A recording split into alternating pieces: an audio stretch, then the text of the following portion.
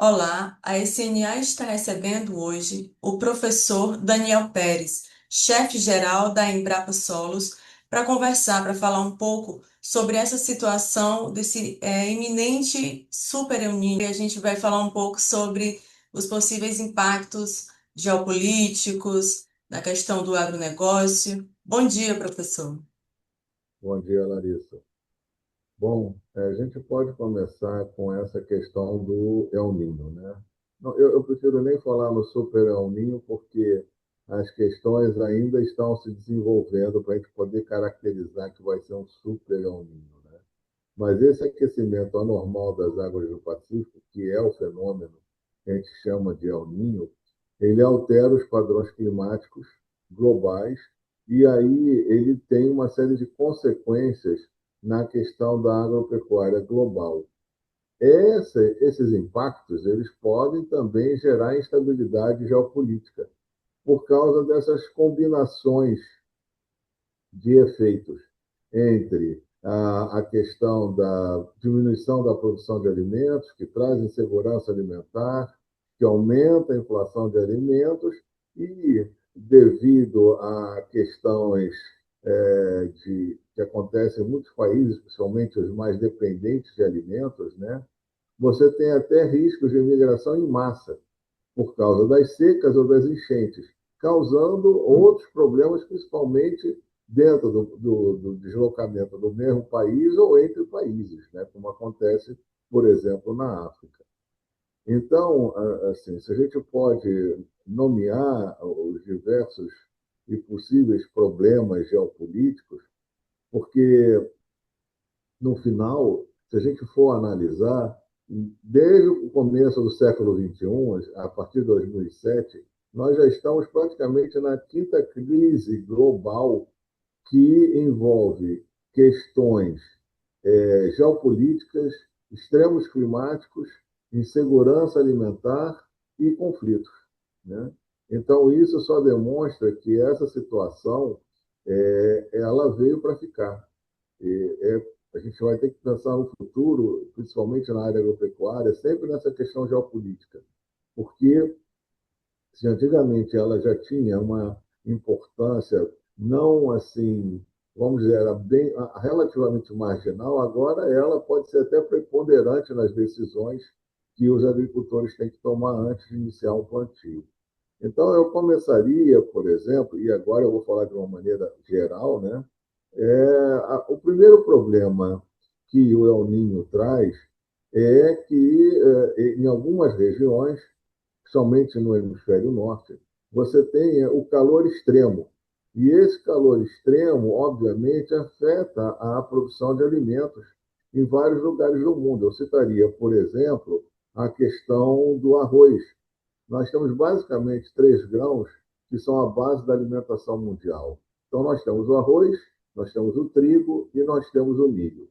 No caso do arroz, que é bastante importante e tradicional na alimentação da Ásia, nós temos, por exemplo, já sabemos que vamos ter monções irregulares no sul da Ásia. Isso vai afetar os dois principais produtores de arroz, que são a Índia e o Vietnã. Ora, isso vai ter um impacto direto exatamente no mercado de arroz, que já é um mercado que vem sofrendo ao longo dos anos com a questão dos extremos climáticos. O trigo também.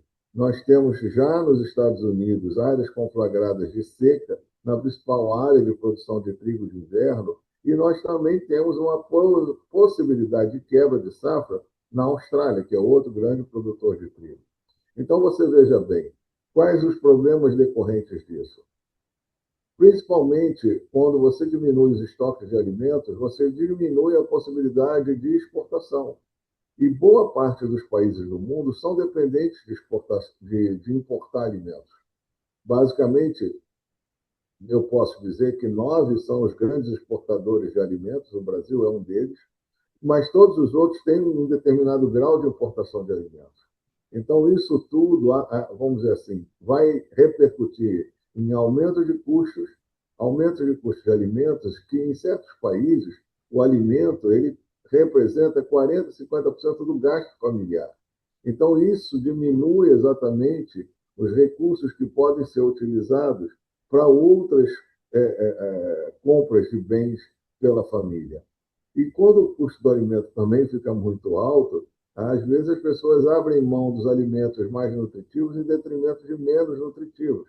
E aí vem toda essa questão de obesidade, de doenças cardíacas e assim por diante. Então, você veja, é uma situação realmente intricada, né? São várias situações que se misturam. No final, vira quase um efeito cascata. Um vai puxando o outro, vai puxando o outro, e no final você vê uma situação em determinados países extremamente de penúria. Né? Outra coisa também é essa questão da pressão sobre a cadeia logística e energética. Por quê? Porque, por exemplo, nós podemos tomar aqui a questão do Panamá. A América Central, na época do El Niño, também diminui as chuvas. O que acontece? O Canal do Panamá, ele basicamente funciona com água derivada das chuvas. Então, quando o Canal do Panamá perde aquela quantidade de água que é necessária para manter o bom funcionamento, ele faz o quê? Diminui o fluxo de trânsito. Com isso, nós temos aumento de custos de produção de novo. Né? E, é claro, falando da própria água, né? Com as alterações severas nos regimes de água, né? Principalmente na África Central, você começa a ter problemas de competição por água.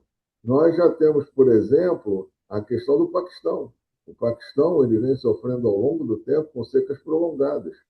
Nós temos, por exemplo, a situação do Irã e Afeganistão, porque eles têm recursos hídricos compartilhados. Então, você começa a ter sérios problemas diplomáticos que vão ter repercussões, obviamente, geopolíticas para dois, vamos dizer assim, países que são, de certa maneira, importantes no comércio mundial. Agora, se a gente pensar basicamente no agro brasileiro, nós temos aquela história de que nós vamos ter efeitos, como a gente tem praticamente uma extensão territorial continental, nós temos que esse fenômeno ele altera os ritmos de chuva de um lado e do outro. Então, da mesma maneira como a gente aumenta as chuvas no sul, a gente diminui as chuvas na região Nordeste e Centro-Oeste. Então, você começa a afetar de maneira negativa, principalmente na área de produção do Centro-Oeste e Nordeste, ao desenvolvimento de culturas como a soja, o milho, e em condições como o Mato Piba, por exemplo. No Mato Piba, você tem um domínio de solos arenosos muito grande. Ora, esses solos arenosos, sem água e sem irrigação, a tendência, obviamente, é das culturas sofrerem bastante com relação à diminuição da hídrica. Né? E na região sul é o contrário. Né? Na realidade, você aumenta as chuvas, aumenta os temporais, e, infelizmente, nós já vimos o que isso pode ocasionar. Né? Não só toda a questão relacionada ao ser humano, mas também o impacto agrícola, porque tudo depende do timing. Ou seja, se as chuvas acontecem antes do plantio, a chance de você ter perdas descomunais é muito grande. Se acontece depois, na época da colheita, também as chances de perda são muito grandes. Mas se você já, como foi em 2024, né, quando nós tivemos aquela infelicidade daquelas chuvas torrenciais acima de 700 milímetros no Rio Grande do Sul, você, basicamente, ali 70%, 80% do arroz já tinha sido colhido, então o impacto é mínimo. Então, aí também é uma questão, o timing é fundamental. Só que, obviamente, essas desgraças climáticas, elas não mandam, assim, elas não marcam no cronograma quando vão acontecer. Né? Então, a gente até um momento, somente no Brasil, a gente tem dado sorte nesse ponto, porque a gente não tem perdido grandes quantidades de produção, embora o impacto seja, obviamente, muito grande. E já se prevê, por exemplo, esse ano, nós temos boa parte do trigo produzido na região sul. Então, a gente já sabe e tem uma ideia de que pelo menos 20% da produção de trigo deve diminuir. Né? Então, isso são coisas que nós já, com a experiência do passado do El Niño, os modelos já têm como, pelo menos, dar algum tipo de predição para nos ajudar nesse ponto. Né? A gente vai falar um pouquinho disso mais à frente. Né? E, é claro, nós temos toda a questão do norte, por exemplo, que, somente na região amazônica, as hidrovias do Amazonas hoje são fundamentais para o Arco Norte, né? Para toda a exportação de cargas que sai do Centro-Oeste via Arco Norte. Então, isso também tem um impacto muito grande e o timing também é importante, né? Se acontecer antes da principal parte da colheita, você já tem como desviar para outras regiões. Mas se acontecer depois da colheita, nossa, você já tem tudo parado, a gente não tem silos suficientes para toda essa quantidade de grãos, e aí? Você vai fazer o quê? Né? E você fica num problema de logística muito grande. Né?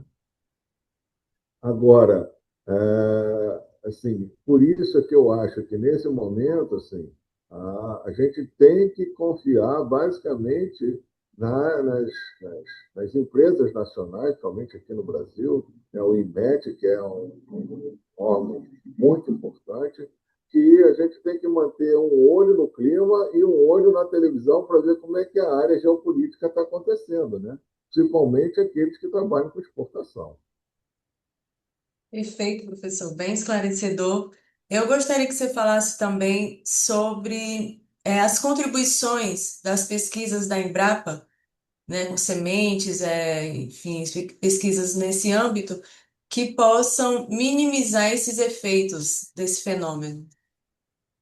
Eu vejo que a Embrapa e todos os parceiros nas universidades, nos institutos estaduais de pesquisa, ou seja, em todo o Sistema Nacional de Pesquisa Agropecuária, tem tido um papel muito importante para amenizar e tentar buscar amenizar os riscos desses fenômenos climáticos no Brasil, né?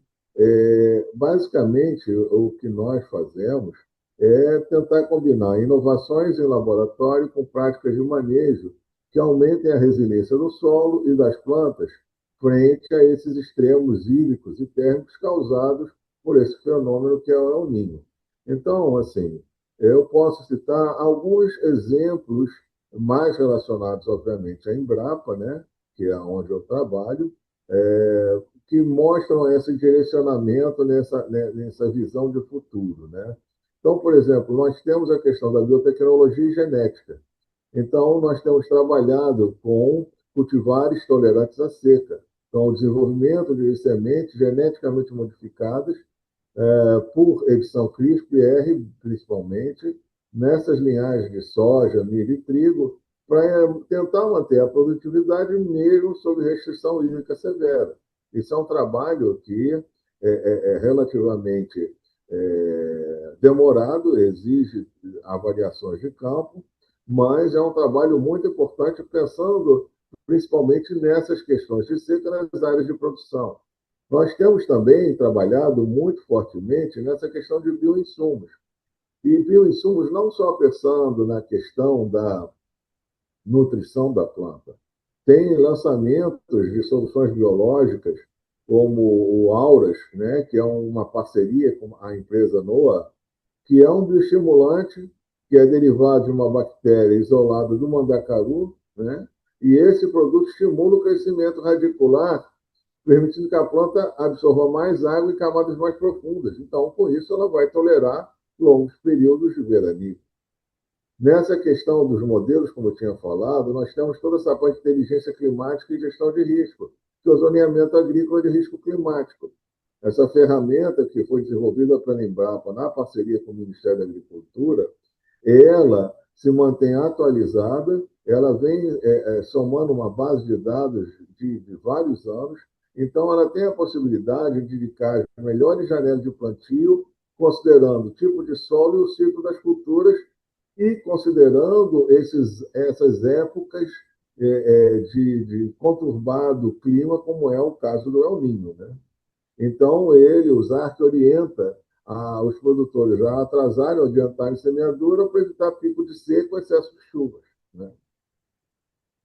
Na parte de manejo sustentável de solo, a gente tem as duas práticas que a gente vem incentivando já há algum tempo e que elas são práticas que são importantes nessa questão da retenção de água, né?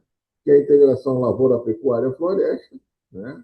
E principalmente porque quando tem o componente floresta, você tem as árvores que geram microclima, que reduz temperatura, principalmente nas áreas mais secas, protege o gado contra estresse térmico, diminui a evaporação de água, o que é bastante importante, né?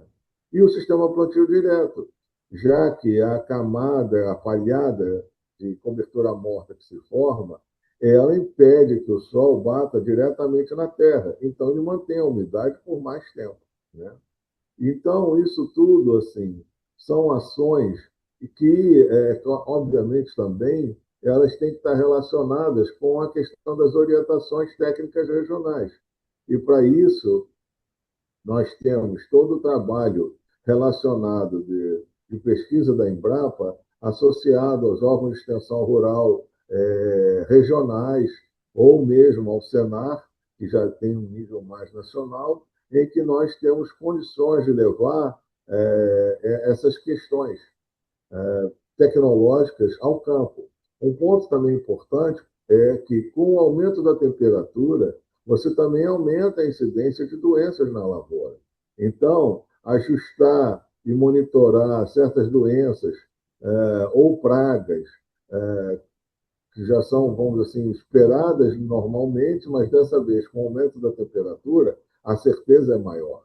Então, manter esse monitoramento, ajustar a adubação de acordo com o potencial de rendimento que se espera para a colheita, né? E também eu poderia dizer de alguns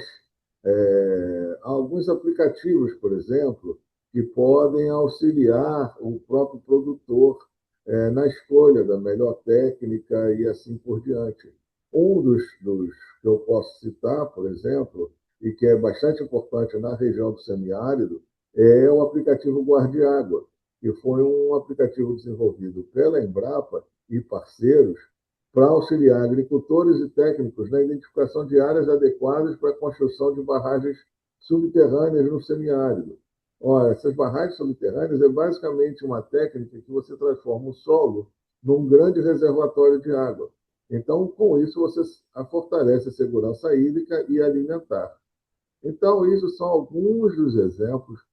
É claro que regionalmente, e principalmente considerando as unidades da Embrapa regionais, você tem ações de transferência mais fortemente desenvolvidas, e mais assim, a gente poderia conversar o dia inteiro sobre isso, né? Maravilha, professor. Mas assim, a gente conversou bastante, né? Você foi bem esclarecedor. As suas informações realmente foram bem completas. E eu agradeço muito a sua participação aqui nesse quadro da SNA.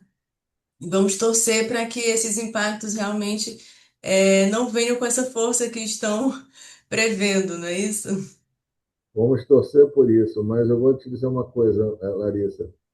Existe uma coisa que a gente diz na área, vamos dizer assim, geopolítica, que é o famoso termo da tempestade perfeita, né? São vários eventos que acontecem que não têm teoricamente relação um com o outro, mas quando acontecem em conjunto, eles têm um efeito cinético, destrutivo muito grande.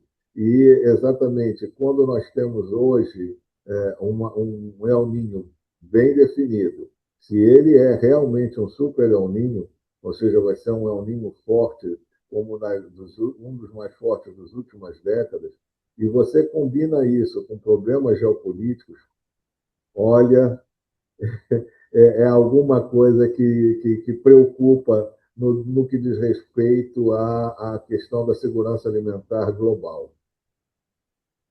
É isso aí, professor. Eu vou aproveitando e relembrar uma conversa que tivemos em um evento um tempo atrás. Você falou dessa questão da segurança alimentar, que foi, em quase que todas as guerras, um fator determinante para que elas acontecessem, né? E eu acho que daí também vem esse seu comentário, não é isso?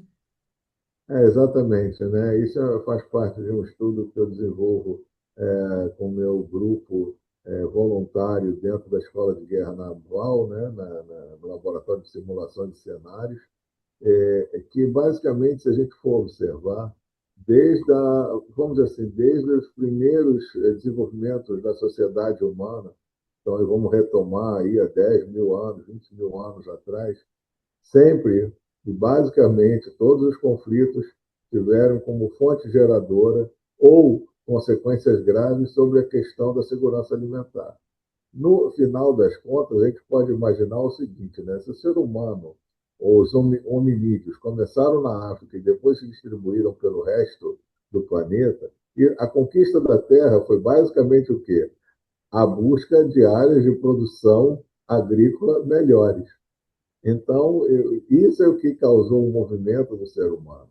E, em última instância, quando a gente vê Primeira Guerra, Segunda Guerra, e guerras do passado, Revolução Francesa, todos eles, a gente sempre fica no glamour das batalhas, das questões políticas, mas quando a gente vai lá nos porões aonde das grandes causas, dos grandes sempre tem um gatilho, que é o gatilho do alimento. Por quê? Porque enquanto você não tem nada a perder, você nunca vai se meter numa batalha, numa guerra. Agora, quando você tem alguma coisa a perder, ou seja, quando você está passando fome, sua família está passando fome, você não pensa duas vezes. Então, eu considero que o alimento ele sempre foi e continuará sendo um dos pontos mais importantes em qualquer tipo de conflito global. E já existem diversos estudos que demonstram claramente isso. Né? E é por isso que o meu grupo, né, e outros tantos que tem aí pelo mundo, continuam com essa bandeira de que segurança alimentar é segurança nacional. Se você não protege, você tem todas as chances de ter grandes conflitos em nível nacional. E, assim, ter problemas de alimentos, é claro, graças ao bom Deus e também a todo o trabalho dos nossos produtores rurais, nós hoje somos grandes produtores e exportadores.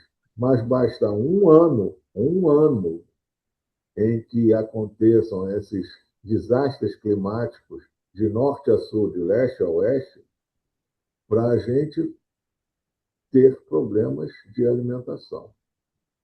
Aí eu cito sempre a Ucrânia. A Ucrânia era um grande país exportador de alimentos. Entrou em guerra. Hoje, a situação deles está um pouco melhor, mas entre 2022 e 2024, a condição de falta de alimentos era terrível no país. E ele era o maior exportador de alimentos. Então, você vê que essa questão alimentar, ela muda de uma hora para outra. Por isso é que é uma outra coisa que assim, nós também discutimos muito, a importância de estoques estratégicos de alimentos. Porque pode ser que eu não use hoje, pode ser que eu não use amanhã. Ah, isso é caro. É, mas quando você precisa e o mundo inteiro não tem, aí vem o desespero.